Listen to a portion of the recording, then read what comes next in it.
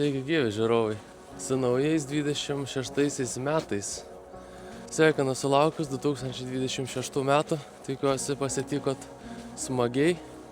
Kas bus su kanalu 26, tai stengsiuos grįžti prie moto turinio, kada bus galima tą daryti, bet kaip matau, statistikos moto turinys nėra. Pats pagrindinis dalykas, dėl ko žiūrovai žiūri, tai turiu nusimatęs ir apleistų objektų kažkiek tai aplankyti. Tokių kaip šitie, pavyzdžiui, bunkeriai, bet ten, kur galima įlysti.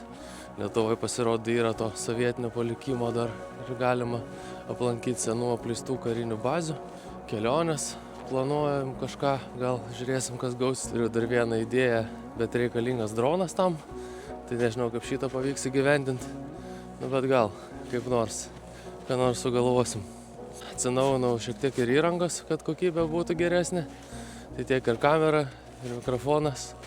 Keliam šiek tiek į aukštesnį lygį visą video kokybę. 2025 metų pasiekimai.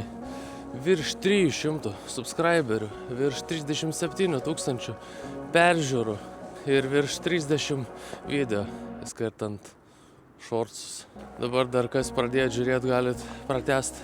Bus daugiau video kelionės vlogą iš Juodkalnijos.